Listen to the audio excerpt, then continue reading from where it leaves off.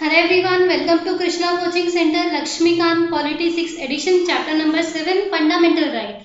This chapter is very important for your exam point of view क्योंकि इस chapter से इतने क्वेश्चन बनते हैं, इतने सारे क्वेश्चन बनते हैं कि एग्जाम में जरूर आपको इस चैप्टर से कोई ना कोई क्वेश्चन मिल ही जाएगा. So let's start it.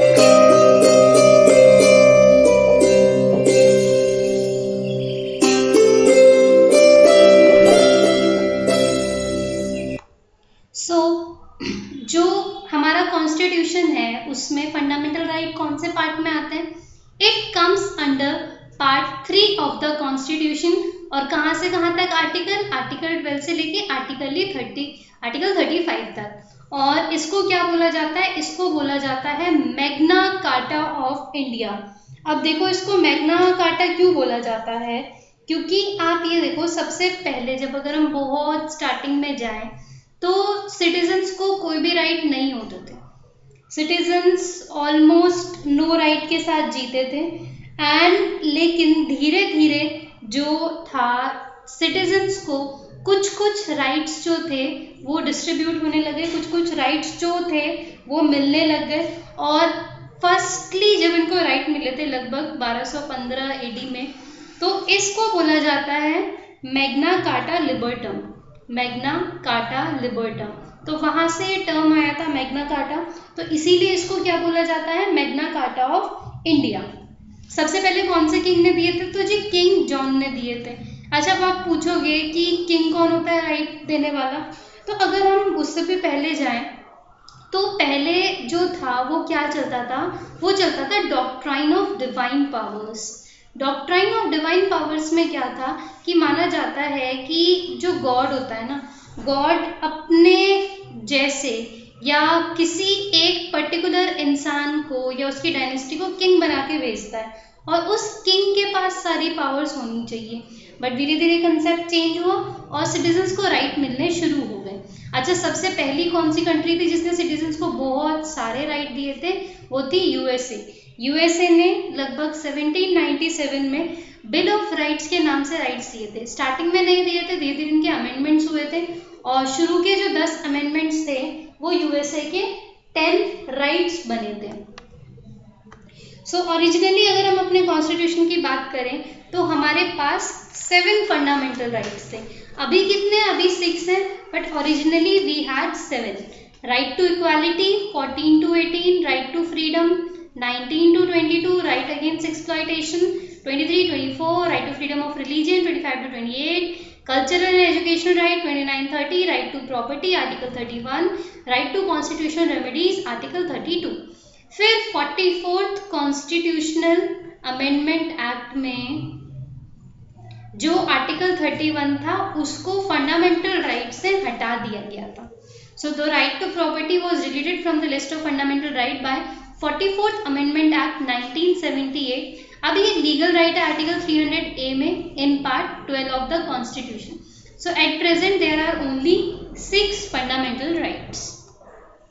सो अब आर्टिकल 12 to 35 होता है, तो क्या 12 से ही जी राइट्स मिलने शुरू हो गए?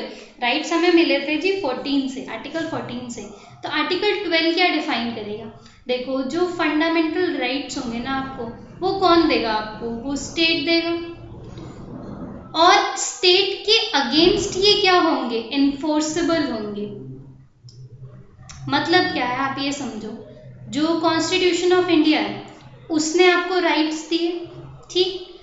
अब ये राइट्स उसने दिए किसको? राइट्स दिए कॉन्स्टिट्यूशन ने सिटीजन्स को. अब अगर इस राइट्स के प्रति कुछ गड़बड़ हुई या जो भी सब चीजें हुई, तो ये गड़बड़ करता कौन है? ये गड़बड़ करेगा मोस्टली स्टेट मतलब मेजरली आप समझो गवर्नमेंट. तो सिटीजन जो है वो स्टेट के खिलाफ आवाज उठा सकते हैं कि स्टेट तुम ऐसा नहीं कर सकते हो.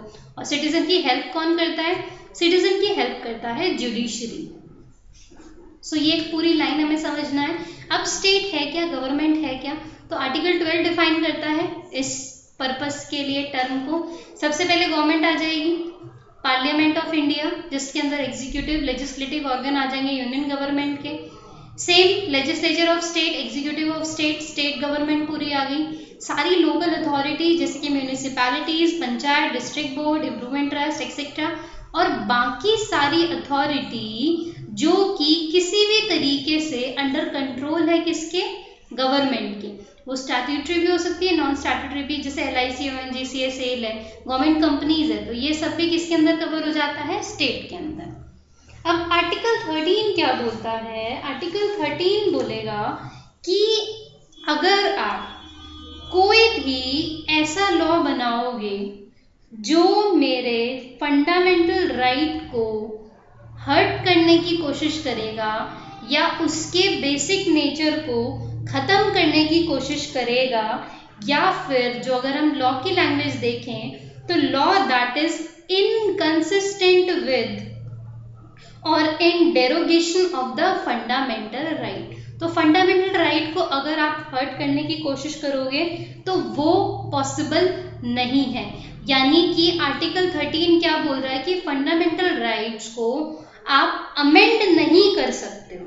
देखो स्टार्टिंग में उन्होंने ये बोलने की कोशिश करी थी कि it can not violate my fundamental right, यानी कि सिंपली बोल रहे हैं कि जो भी पार्ट 3 में है उसको अमेंड नहीं किया जा सकता या उसके खिलाफ कोई कानून नहीं किया जा सकता।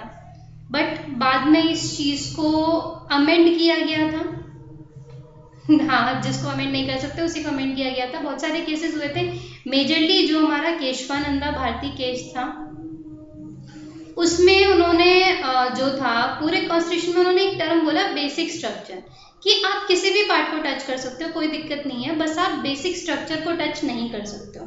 सो आर्टिकल 13 बेसिकली प्रोटेक्ट करने के लिए बनाया गया था फंडामेंटल राइट्स को। अब आ जाता है सबसे पहले आर्टिकल नंबर 14। अब देखो हमें पता है कि 14 से लेकर के 18 तक क्या होता है, तो 14 से 18 तक होता है आपका जो राइट टू इक्वालिटी या फिर राइट्स ऑफ इक्वालिटी, आप कुछ भी बोल सकते हो इसमें। अच्छा, कुछ राइट्स होते हैं इसमें जो सिर्फ सिटीजन्स के लिए होते हैं, राइट्स ओनली फॉर सिटीजन्स। तो सिटीजन्स के लिए कौन कौन से राइट होते हैं, वो होते हैं आर्टिकल 15, आर्टिकल 16, आर्टिकल 19, आर्टिकल 29 और article 30। This is only for citizen. 15, 16, 19, 29, 30, तो 15, 16, 19, 29, 30, this is only for the citizens. अब एक टर्म और आता है कि फंडामेंटल राइट्स हमारे कंट्री के एनिमीज एलियन, या जो एनिमीज एलियन ही टर्म यूज होता है, एनिमीज एलियन के लिए अवेलेबल नहीं होते। एनिमी एलियन कौन, जिससे कंट्री वॉर में है, जिसके साथ कंट्री वॉर कर रही है। अब आर्टिकल 14 का बेसिकली हम बात करते हैं, तो आर्टिकल 14 में दो चीजें आती हैं, that is equality before law and equal protection of law. दो चीजें आएंगी, that is equality before law and equal protection of law. अब इसका मतलब क्या है, अब देखो दोनों को अगर हम साइड में लिखते हैं, that is equality before law, equality before law, and second is equal protection of law. नाम से क्या पता चल रहा है कि यहाँ पे आपको क्या देनी है, लॉ के सामने इक्वालिटी देनी है और इधर लॉ को इक्वल प्रोटेक्ट करना है। बट इसका लिटरल सेंस क्या है, देखो इक्वालिटी बिफोर लॉ जो है वो है ब्रिटिश का लॉ, ब्रिटिश लॉ बोलते हैं इसको या फिर इंग्लिश लॉ भी बोलते हैं, और जो इक्वल प्रोटेक्शन ऑफ लॉ है दैट इज अमेरिकन कंसेप्ट। अब equality before law is a negative concept and equal protection law of law is a positive concept. Negative कैसे, देखो जहां पे भी टर्म यूज हो जाए जैसे कि नो, नेवर, ऐसा कुछ करके, तो वो सब नेगेटिव चीजें हो जाती है। तो इसमें ये क्या बोलते हैं कि नो डिस्क्रिमिनेशन, यानी कि सजा देते टाइम या कोई भी काम करते time there should be no discrimination of anything like any status, position, कुछ। बट आप ये देखो कि मान लो ये कोई ऐसे बेबी था और बेबी ने किसी का गलती से मान लो उसको गन वन मिल गए, उसने गलती से किसी का मर्डर कर दिया, और एक ये एकदम मस्त इंसान होगा, ये 30-35 साल का, और इसने जानबूझ के मर्डर किया, तो क्या दोनों की सजा सेम होनी चाहिए? तो यहाँ पे ये क्या कह रहे हैं, नो डिस्क्रिमिनेशन, यानी कि कोई डिस्क्रिमिनेशन नहीं करना चाहिए। बट यहाँ पे ये क्या बोलते हैं कि रीजनेबल रिस्ट्रिक्शन, यानी कि आपको एक तरीके से देखना पड़ेगा कि क्या ये चीज मैं कहीं तरीके से रिस्ट्रिक्ट कर सकता हूँ, जैसे इन दोनों को सेम सजा नहीं मिलनी चाहिए। यहीं पे अगर मान लो कोई ऐसा पर्सन है जो मेंटली चैलेंज्ड है, उससे ही गड़बड़ हो गई, उससे मर्डर हो गया किसी का, तो क्या आप उसको सेम सजा दोगे? तो ऐसा नहीं है। So this is two concept. अब इंडिया में कौन सा फॉलो होता है? तो इंडिया में जी दोनों ही फॉलो होते हैं। इंडिया में both the things follow.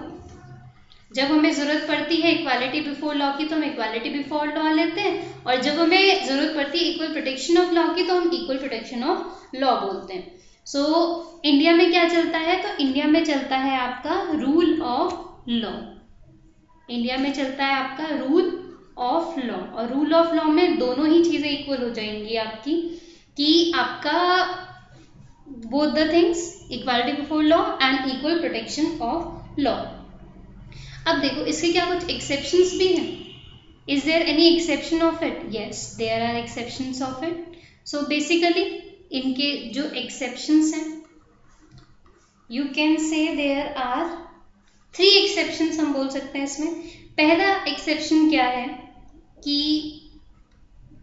Article 361।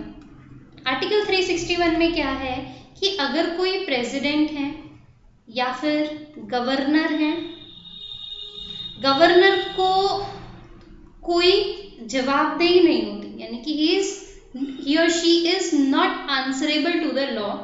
जो भी उन्होंने ऑफिशियल कैपेसिटी में वर्क किया है, यानी कि ये नहीं कि कोई और काम कर दिया, जो भी ऑफिशियल कैपेसिटी में वर्क किया है उसमें वो आंसरेबल नहीं होंगे, तो इक्वालिटी भंग हो गई।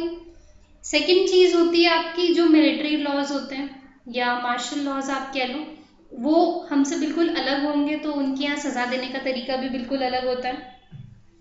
एक तीसरी चीज होती है दैट इज एम्बेसडर्स। जो दूसरे कंट्री के लोग हमारे यहाँ पे आके एम्बेसडर बिठाते हैं, तो जो मान लो किसी और कंट्री का, यूएसए का एम्बेसडर इंडिया में आ रखा है और उसने कोई ऐसा गलत काम किया, तो हम उसको सजा नहीं देंगे, हम उसको डिपोर्ट कर देते हैं उसकी अपनी कंट्री में। सो वो इक्वालिटी में हम इसको काउंट नहीं करेंगे। So this was all about article 14, that is equality before law and equal protection of law. Then comes article 15। Article 15 बोलेगा कि there should be no discrimination on certain grounds.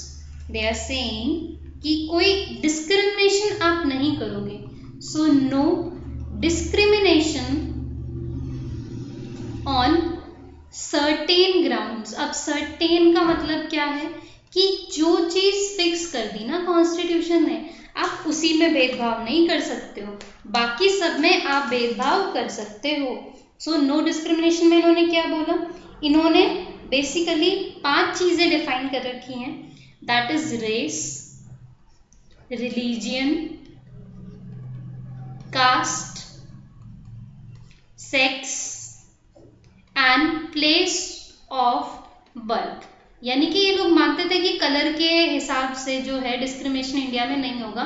That's why जो जैसे fair and lovely वाले जो case हैं वो यूं ही गोरी स्किन को बढ़ावा देते हैं। बहुत सारी ऐसी क्रीम्स हैं जो बढ़ावा देती हैं, तो उनके खिलाफ कुछ ऐसे कार्रवाई है नहीं, क्योंकि ये हमारे कॉन्स्टिट्यूशन में ही डिफाइन नहीं है। तो कलर के हिसाब से भेदभाव अगर कोई कर रहा है तो that is not counted under the constitution of India. So race, religion, caste, sex, place of birth. अब देखिए इसमें फिर चीजें आएंगी कि भाई डिस्क्रिमिनेशन तो आप कर नहीं सकते, तो फिर आप किसी और को अलग ट्रीटमेंट कैसे देते हो? तो इसके अंदर भी 15 क्लॉज 3 में एक बात लिखी थी कि स्टेट जो है ना, स्टेट कौन? वही जो हमने देखा आर्टिकल 12 वाला, स्टेट लॉज बना सकता है in the favour of women and children. तो अभी तो जी आपने बोला कि डिस्क्रिमिनेशन नहीं कर सकते, अभी बोल रहे हैं कि डिस्क्रिमिनेशन कर सकते हैं, ये कैसे होगा? तो ये क्या है, ये जो चीज़ है वापस से हमने जैसे रिजर्वेशन में देखा था कि इक्वालिटी लाने के लिए ही की जाएगी, कि समाज में अगर कहीं ये पीछे रह गए हैं या इन्हें किसी डिफरेंशियल ट्रीटमेंट की ज़रूरत है तो हम उन्हें आगे लेके आएंगे। इस तरीके से जो फीमेल्स हैं, जो वुमेन हैं, चिल्ड्रन हैं, उनके लिए स्टेट स्पेशल लॉज बना सकते हैं। आर्टिकल 15 में बेसिक यही चीज़ हो जाती है। अब देखिए जो आपका 15 क्लॉज 4 है, आपने ये भी देखा होगा कि 15 में 4th क्लॉज में है कि उसमें स्टेट जो है स्पेशल प्रोविज़न बना सकता है किसके लिए, SCs के लिए, STs के लिए एंड OBCs के लिए, अदर बैकवर्ड क्लासेस के लिए। ओरिजिनल कॉन्स्टिट्यूशन में नहीं था ये, that came with constitutional amendment act of 1951। उसके बाद ये 15 क्लॉज 4 जो था वो जुड़ा हुआ था, क्योंकि इससे पहले इन्होंने इस चीज़ को फंडामेंटल राइट में नहीं डाला था कि स्पेशल प्रोविज़न जो हैं वो SC, ST, OBCs के लिए बनाए जा सकते हैं। That was under directive principle of state policy, DPSP में था, आर्टिकल 46 के अंदर। फिर फर्स्ट कॉन्स्टिट्यूशनल अमेंडमेंट एक्ट के साथ जो 1951 में हुआ था उसको इन्होंने क्या करा, फंडामेंटल राइट्स में डाल दिया।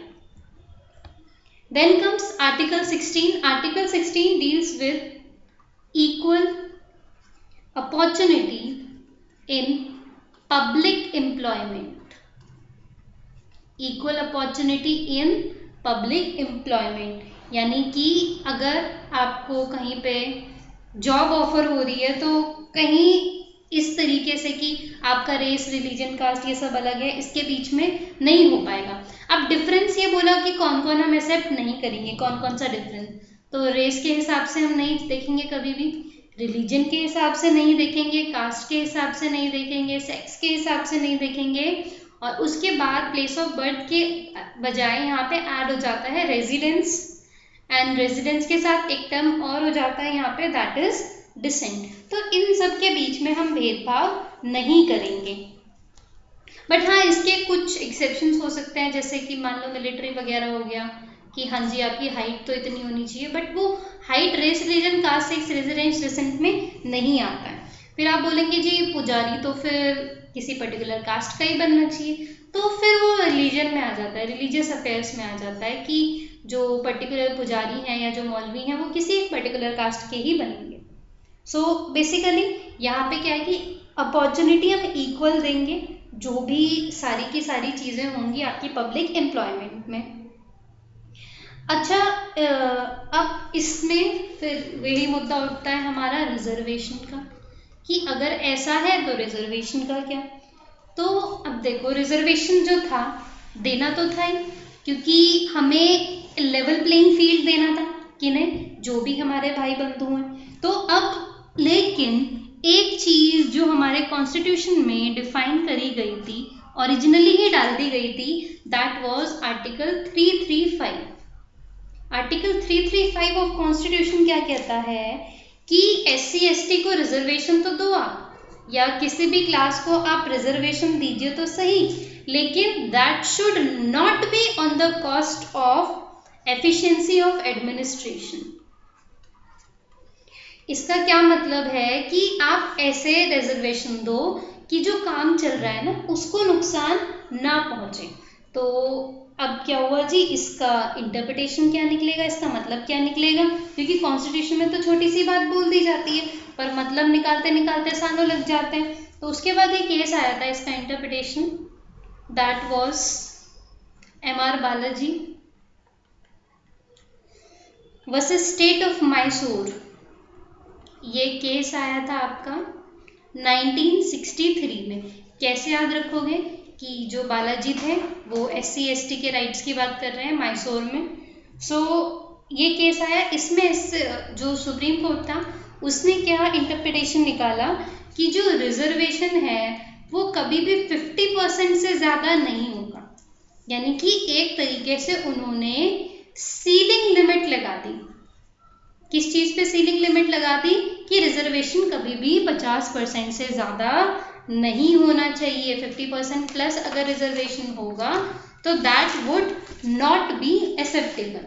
ठीक, अब देखिए कि जी SC ST के रिजर्वेशन की बात थी, बट बात जो थी बिगड़नी कब शुरू हो गई, जब रिजर्वेशन आना शुरू हो गया ओबीसी का, यानी कि अदर बैकवर्ड क्लासेस। तो अदर बैकवर्ड क्लासेस को भी हमें जो था वो रिजर्वेशन देना था। सो अब देखिए, जब पहली कमेटी बनाई गई थी कि other backward classes community, so backward classes community, first community was काका कैलेकर कमेटी 1955। और इसके अंदर जो बात हुई, बात ये चली कि कास्ट पे बना दो, कास्ट के बेस पे होना चाहिए सब कुछ, पर बाद में इतना कुछ ओबीसी पे रिजर्वेशन हुआ नहीं, ये मुद्दा ज़्यादा उठा नहीं, तो बात वहीं की वहीं रह गई। फिर जी धीरे धीरे चल के मुरारी देसाई जी की गवर्नमेंट आती है, उसमें उन्होंने बीपी मंडल जी को बुलाया और बीपी मंडल जी से उन्होंने बोला कि आप जाके पता लगाओ कि जो है यहाँ पे कौन socially and economically backward classes हैं। तो मंडल कमीशन बैठता है यहाँ पे और वो निकल जाते हैं पता लगाने कि कौन लोग जो हैं वो किस तरीके से कैसे वर्क करते हैं, या सोशली और इकोनॉमी बैकवर्ड क्लास कौन है। पर हाँ, इसमें एससी और एसटी जो है वो इंक्लूड नहीं होने चाहिए। ठीक, अब वापस से लेकिन इंदिरा गांधी जी की गवर्नमेंट आ गई तो ये काम यहीं रुक गया। फिर वापस से गवर्नमेंट चेंज हुई, वीपी सिंह की गवर्नमेंट आती है और मंडल सिंह की जो रिकमेंडेशन थी, जो उन्होंने वो बात बोली थी, उस चीज़ को अप्लाई कर दिया जाता है। अब देखो बहुत तबाही मची थी इसमें कि हमें नहीं देना रिजर्वेशन, ये वो, पर अब मंडल कमीशन की रिकमेंडेशन क्या थी? तो मंडल कमीशन ने क्या रिकमेंड किया था कि जो था 22.5% जो है वो SC ST है, सो इनको रिजर्वेशन भी 22.5% ही मिल रहा था, तो कोई दिक्कत नहीं थी।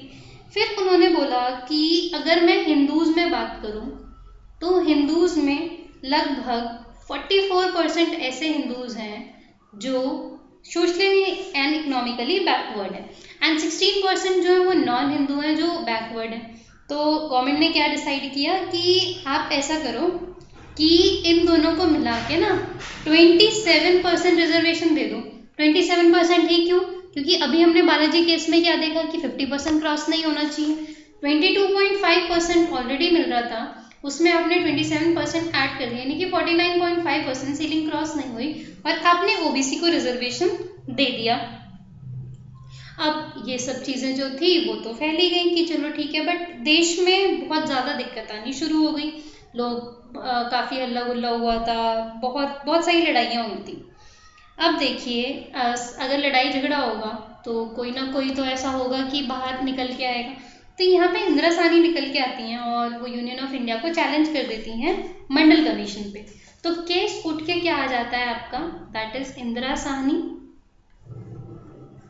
Versus union of India 1993। अब देखिए यहाँ पे सुप्रीम कोर्ट क्या क्लैरिफाई करेगा कि ये ठीक है रिजर्वेशन, क्योंकि इसने 50% की सीलिंग को क्रॉस नहीं किया है। उसके बाद जो ये बोलते हैं कि जो रिजर्वेशन है होगा ना वो सिर्फ इनिशियल अपॉइंटमेंट्स के लिए होगा, यानी कि सिर्फ एंट्री लेवल पे हम देंगे, हम प्रमोशन लेवल पे जो है रिजर्वेशन नहीं देंगे। आप देते हैं, पर यहाँ पे जब 1993 में बात चली थी तो उन्होंने बोला था कि प्रमोशन लेवल पे नहीं देंगे। और तीसरी चीज़ उन्होंने क्या बोली थी कि ये सिर्फ हम जो गवर्नमेंट इंस्टीट्यूशन है ना उस पे ही देंगे, हम किसी प्राइवेट पे नहीं देंगे। तो तीन चीज़ें यहाँ पे क्लैरिफाई हो गई कि this will continue, this will be at entry level and we will give only to the government institutions. ठीक है, सो कास्ट बेस्ड उन्होंने ये चीज़ बोली कि हाँ ठीक है, कास्ट बेस्ड ही रहेगा, कोई इसमें हमें चेंज करने की ज़रूरत नहीं है। तो सुप्रीम कोर्ट को ये चीज़ नहीं लगी कि हाँ ठीक है इसको इकोनॉमिक बेस्ड होना चाहिए, इसको कास्ट बेस्ड ही रखा गया था। अब क्वेश्चन ये अराइज होता है कि जो मंडल कमीशन थी ना उसने बैकवर्ड क्लासेस जो थी वो सर्च कैसे करी। तो उसने ऐसे सर्च करी थी मंडल कमीशन ने कि उसने जो हाई क्लास थी ना सोसाइटी में, जो अपने आप को हाई क्लास बोला करते थे, उनके पास गए और उनसे पूछा कि भाई बता बैकवर्ड क्लासेस कौन है। तो उन्होंने जिन कास्ट के नाम लिए और जो कास्ट के नाम बार बार रिपीट हो रहे थे उन सब कास्ट को उन्होंने बैकवर्ड क्लास में रख दिया गया था। ठीक है, सो इस हिसाब से उन्होंने ये सब चीज़ें ढूंढी थी। सो बैकवर्ड क्लास, कौन सी बैकवर्ड क्लास को माना गया? जिसको बैकवर्ड फॉरवर्ड क्लास मानती थी।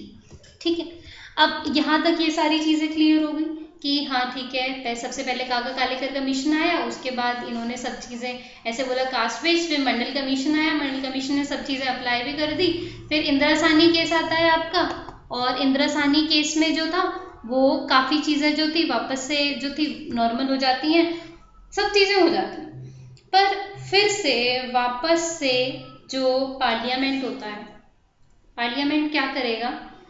पार्लियामेंट एक अमेंडमेंट करता है, वो था आपका 77th कॉन्स्टिट्यूशनल अमेंडमेंट एक्ट 1995।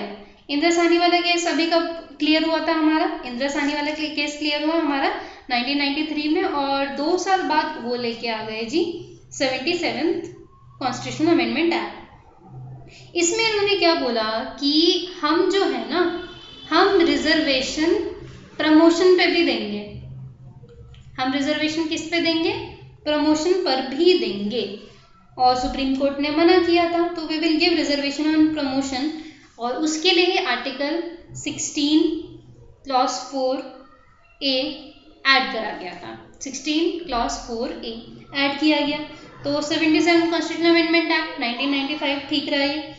फिर इतने में भी नहीं मानेंगे, इन्होंने 81st कॉन्स्टिट्यूशनल अमेंडमेंट एक्ट किया 2000 में, जिसमें ऐड किया गया 16 क्लॉज 4B। उन्होंने बोला था, अब यहाँ पे क्या दिक्कत हो रही थी कि जो पुरानी बैकलॉग वाली वैकेंसीज बच जाती थी ना, उसको वो ऐड ऑन कर लेते थे अगले साल में कि हाँ ठीक है, उस हिसाब से परसेंट निकालते थे। इन्होंने बोला नहीं, बैकलॉग तो बैकलॉग रहेगी, जो नई वैकेंसीज आई है ना वो न्यू तरीके से ही डिवाइड होगी कि 22.5% आपको SC/ST को देना है, और आपको जो है 22.5% इनको दे दिया, 27% आपने OBC को दे दिया, रेस्ट जो बचा वो किसका है? वो रेस्ट है जनरल का। ये चीज़ उन्होंने क्लियर कर दी।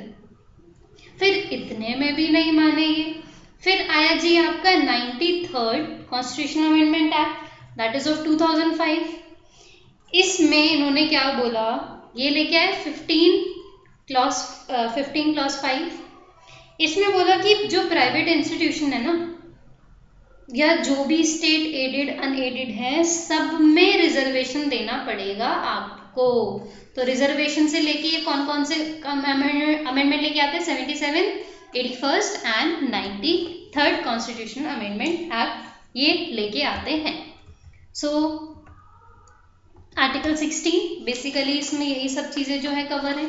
और उसके बाद एक और केस आता है, दैट इज इतने सारे जो अमेंडमेंट हो गए, जो गवर्नमेंट इतने अमेंडमेंट करते जा रही है, तो ऑब्वियस सी बात है सबको तो पसंद आएगा नहीं, तो किसी न किसी को तो इसको चैलेंज करना था, तो इसको चैलेंज कर दिया जाता है सुप्रीम कोर्ट में। ये कौन थे? ये थे आपके M नागराज। तो M नागराज जी 2006 में सारी की सारी अमेंडमेंट को चैलेंज कर सकते हैं, कर देते हैं कि ये सब कैसे हो गया, बट इसमें नागराज जी हार गए। सुप्रीम कोर्ट ने कहा, पार्लियामेंट जीत गया, क्योंकि इन्होंने क्या बोला कि इन सब चीज़ों से जो बेसिक स्ट्रक्चर ऑफ कॉन्स्टिट्यूशन है ना, उस पर कोई प्रभाव नहीं पड़ रहा, वो सेम टू सेम है। सो जो पार्लियामेंट है वो इस चीज़ पे जो है वो फैसला ले सकती है।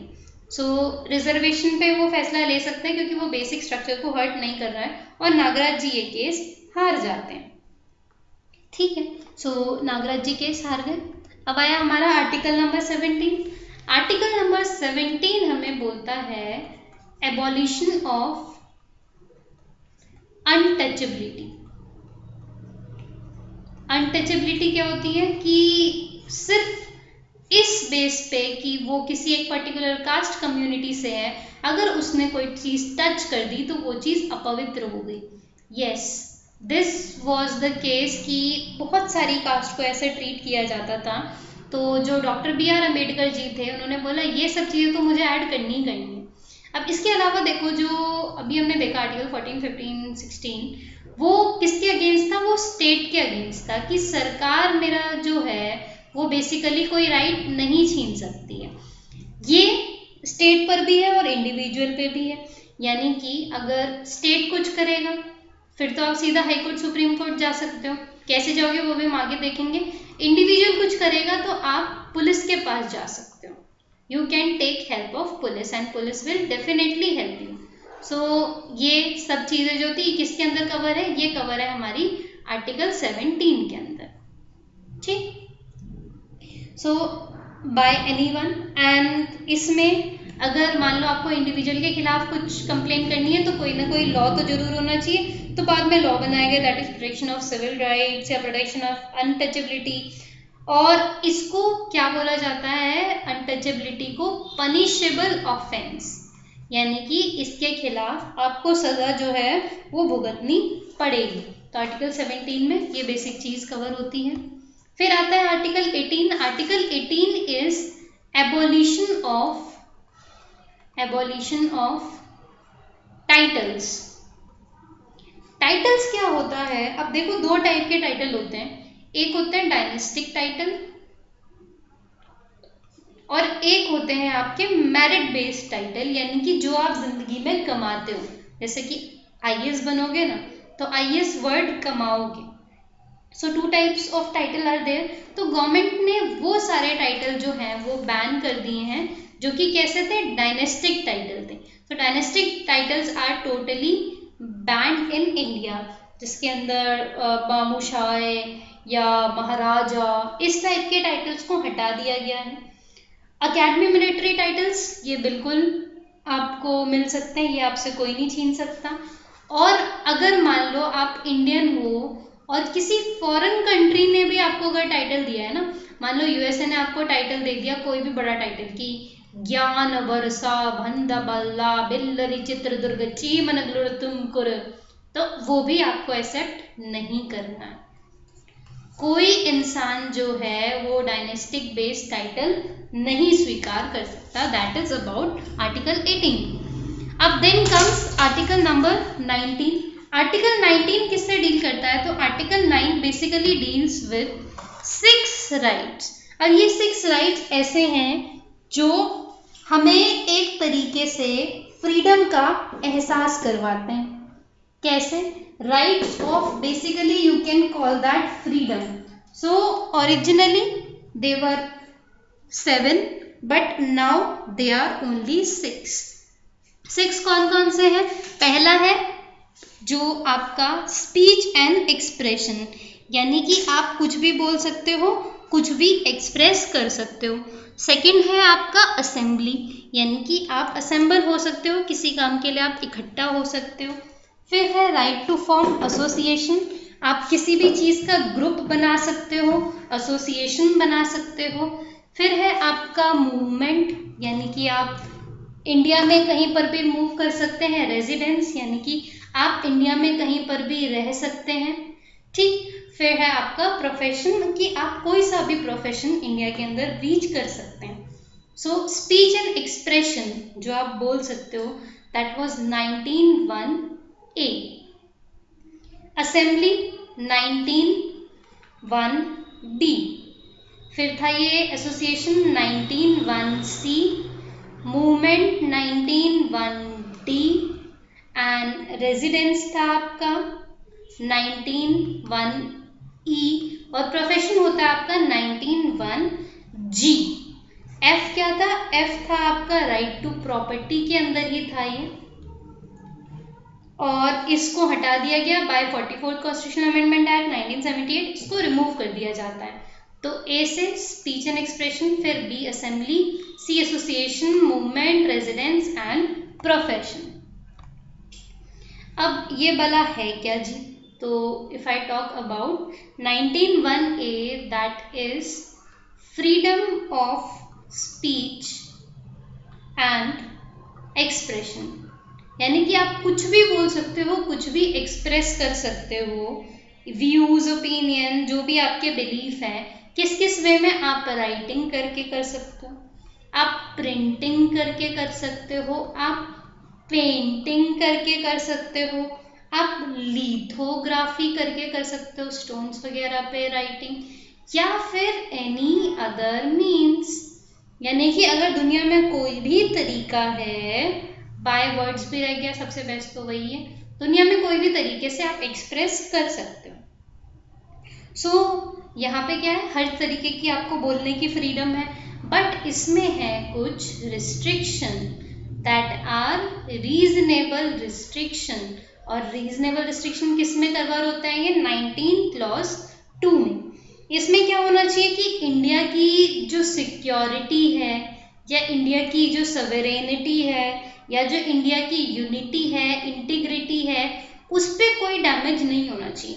पता चले आप कुछ ऐसा बोल दो कि मेरा भारत ही बट गया, तो वो चीज़ पॉसिबल नहीं हो पाएगी। फिर आपको डिसेंसी का ध्यान रखना है, मोरालिटी का ध्यान रखना है कि आप कुछ ऐसा ना बोलो कि किसी के मॉरल प्रिंसिपल्स हर्ट हो जाएं। आप किसी को डिफेम नहीं कर सकते हो, फिर डिफेमेशन केस लग जाएगा आप पे। सो ये सारी चीज़ें। फिर आप कंटेम्प्ट ऑफ कोर्ट नहीं कर सकते, यानी कि बहुत ज़्यादा कोर्ट की अवहेलना नहीं कर सकते हो।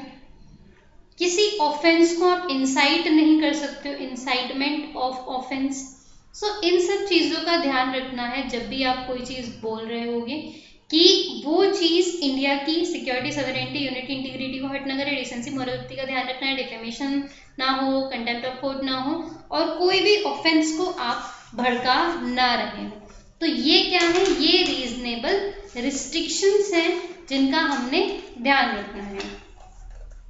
उसके अलावा इसमें कुछ बहुत सारी चीज़ें हैं जिसमें आप करंट अफेयर ऐड कर सकते हो, जिसमें सेक्शन 66A जो था इंफॉर्मेशन टेक एक्ट का, उसमें से कुछ जो वर्ड्स थे उन वर्ड्स को हटाया गया था, क्योंकि वो वर्ड्स कैसे थे जिनका जो था वो मतलब एम्बिगुअस था, ऐसा था कि मीनिंग समझ में नहीं आ रहा था। तो ये सब चीज़ें जो है ये, और उसके अलावा भी बहुत सारी चीज़ें which you can add on it, कि आप इसमें इजीली ऐड कर सकते हो। सो जो आपका सेक्शन 66A है। अब देखो डिफेमेशन है, अब एक चीज़ और इसके अंदर आ जाती है, that is law of sedition. So section 124A of Indian panel code of IPC, Indian panel code, वो डील करता है किससे, लॉ ऑफ सेडिशन से। लॉ ऑफ सेडिशन, सेडिशन यानी सरकार के खिलाफ कुछ बोलना। 1861 का लॉ है, अंग्रेजों के टाइम का लॉ है ये। अब इसके अंदर क्या होता है कि anyone who threaten to bring hatred या फिर डिसअफेक्शन टू द गवर्नमेंट, उसके खिलाफ सेडिशन लगता है, and sedition is a punishable offence. अब आप बोलोगे तो जी कोई सरकार के खिलाफ क्या कुछ गलत बोल नहीं सकता? बेटा वो डिपेंड करेगा कि आपने बोला क्या है। अगर आपने कुछ ऐसा बोला है जो बहुत ज़्यादा हेट्रेड भड़काएगा, बहुत ज़्यादा डिसअफेक्शन भड़काएगा, तो फिर ये सेडिशन आपके खिलाफ जो है वो लगाया जा सकता है। ऑल्दो नहीं लगाते हैं इस चीज़ को, क्योंकि बस इसको रख रखा है डराने के लिए, बहुत ज़्यादा इसका यूज़ जो है वो नहीं हो रहा है। तो it is, we can say it is used as a political weapon, कि थोड़ा बहुत डर के भी रहना चाहिए, क्योंकि जिस कंट्री में आप रह रहे हैं कंट्री बहुत बड़ा है, और इसको यूनाइटेड रखने के लिए थोड़ा बहुत जो है वो डर का इस्तेमाल भी करना पड़ सकता है। So this was 19(1)A। फिर आता है आपका 19(1)B। 19(1)B 19(1)B होता है freedom of assembly. Freedom of assembly यानी कि आप पीसफुली इकट्ठा हो सकते हो। सो आप मार्चेस निकाल सकते हो, आप रैलीज निकाल सकते हो, बट इसमें आपको स्ट्राइक का राइट नहीं है कि पता चले आप स्ट्राइक कर दो, तो वो आपको फ्रीडम ग्रांटेड नहीं है। पीसफुल होना चाहिए, सब चीज़ पीसेबल होनी चाहिए, एंड सब चीज़ों का ध्यान रख के आपको ये काम करना चाहिए। प्लस इसके अंदर आप कोई आर्म्स, हथियार का यूज़ नहीं कर सकते हो। So no brandishing of arms, no open display. इसका एक्सेप्शन है। एक्सेप्शन क्या है कि जो आपने देखा होगा सिख कम्युनिटी की जब रैली निकलती है तो वो कृपाण वगैरह का यूज़ करते हैं, बट फिर वो उनके रिलीजियस राइट्स में आ जाता है, वो असेंबली में नहीं आता। सो कैरिंग ऑफ कृपाण वो जो आता है वो आर्टिकल 25 में आ जाता है, राइट टू रिलीजियन में। अब इसके अंदर भी कुछ रीजनेबल रिस्ट्रिक्शंस होंगे, वही चीज़ सवेरेनिटी, इंटीग्रिटी, यूनिटी को, सिक्योरिटी को कोई फर्क ना पड़े, दूसरा पब्लिक ऑर्डर खराब ना हो, यानी कि पब्लिक ऑर्डर जो है वो ना बिगड़े, पता चले आपकी रैली से जो है वो पब्लिक ऑर्डर बिगड़ गया। सो इसके लिए जो आपका सेक्शन 144 होता है ना CRPC, क्रिमिनल प्रोसीजर कोड, तो उसके अंदर आप रिस्ट्रिक्शन लगा सकते हैं फ्रीडम ऑफ असेंबली पे, अगर आपको लगता है कि हाँ ठीक है ये चीज़ पब्लिक ऑर्डर के लिए नुकसान करेगी। तो बोलते हैं ना धारा 144 लगा दी, तो धारा 144 यही होती है कि जब आपको लगता है पब्लिक ऑर्डर जो है वो खराब हो सकता है, उसमें गड़बड़ होने के कुछ चांसेस हैं, देन धारा 144 लगा दी जाती है। So this is freedom of assembly, कि आप असेंबली कर तो सकते हो बट हाँ आपको इन सब चीज़ों का थोड़ा सा ध्यान जो है वो रखना पड़ेगा। नेक्स्ट इज आपका freedom of association, that is 19(1)(c), freedom of association. Association क्या होता है? कोई एक ग्रुप बना लेना, जैसे डॉक्टर्स वगैरह का ग्रुप हो गया या सोशियोलॉजिस्ट्स का ग्रुप हो गया, तो this is freedom of association, जिसमें आप कोई भी ग्रुप बना सकते हो, कोई भी एसोसिएशन बना सकते हो, कोई भी पॉलिटिकल पार्टी बना सकते हो, कोई भी चीज़ यू कैन मेक। फिर आप कोऑपरेटिव सोसाइटीज़ भी बना सकते हो और बहुत सारी चीज़ें जो आप बना सकते हो, बट हाँ कुछ चीज़ें, कुछ रिस्ट्रिक्शंस हैं जिसके हिसाब से आपकी ऑर्गेनाइजेशन जो है वो बैन हो सकती है। जैसे टेररिस्ट ग्रुप आप नहीं बना सकते, पता चले 4 लड़के आए बोले कि मैम हमें तो टेररिस्ट बनना है, तो वो बैन है भाई। कुछ प्रोफेशन को ग्रुप बनाना अलाउड नहीं है, जैसे आर्मी हो गया, तो आर्मी अपना एसोसिएशन नहीं बना सकती, पुलिस नहीं बना सकती, क्योंकि ये अगर बना लेंगे तो ये टुकड़ों में टूट जाएंगे और इनकी तो ज़रूरत है देश को चलाने के लिए। सो इन सब चीज़ों का ध्यान रखना है। एक्सेप्शन क्या है इसके अंदर? एक्सेप्शन यही है कि कुछ ऑर्गेनाइजेशन नहीं बना सकती, फिर से वही चीज़ sovereignty, security, integrity, unity, public order खराब नहीं होना चाहिए, और मोरालिटी भंग ना हो। मोरालिटी मतलब ये नहीं कि टेररिज्म का ऑर्गेनाइजेशन आपने खोल दिया। सो ये किस में आ जाता है? आपका फ्रीडम ऑफ एसोसिएशन के अंदर। Then comes 19(1)(d). What is 19(1)(d)? 19(1)(d).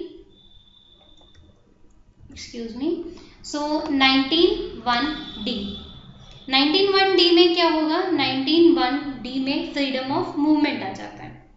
19(1)(d) that is freedom of movement. अब फ्रीडम ऑफ मूवमेंट में क्या है? आप विद इन इंडिया कहीं पर भी मूव कर सकते हो, भाई आपकी मर्जी है। मुझे आज जम्मू कश्मीर जाना है, मैं जम्मू कश्मीर जा सकती हूँ, मुझे असम जाना है, मैं असम चली जाऊँगी, मुझे मणिपुर जाना है, मणिपुर जाऊँगी, मैं तमिलनाडु जाना है, मैं तमिलनाडु जाऊँगी, तो कोई आपको ऐसे रोकेगा नहीं। तो इसमें कोई भी बार नहीं है।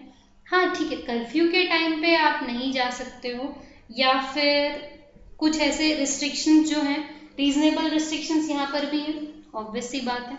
रिस्ट्रिक्शंस क्या क्या लगा दी भाई? सेम चीज़, कर्फ्यू के टाइम पे नहीं।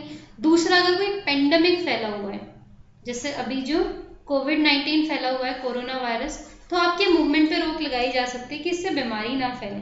तो it should be in the interest of general public. अगर जनरल पब्लिक के इंटरेस्ट में हमें ये फैसला लेना है, या फिर कुछ ऐसे एरियाज हैं जो सीक्रेट एरियाज होते हैं हमारे या गवर्नमेंट के, या कोई मिलिट्री एरिया हो गया, वहाँ पे रोक लगाई जा सकती है, या कोई डिप्लोमेटिक एरिया हो गया हमारा, दूसरी कंट्री के साथ कोई रिलेशन वगैरह है, या कुछ बायोस्फीयर रिजर्व्स हो गए, तो वहाँ पे आपको रिस्ट्रिक्शन लगा दिया जा सकता है।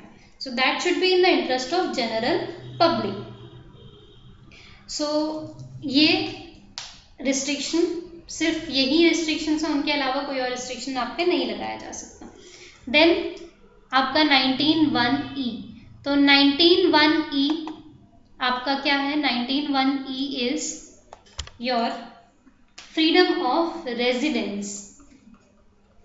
पहले इसका एक्सेप्शन हुआ करता था कश्मीर, अब नहीं है।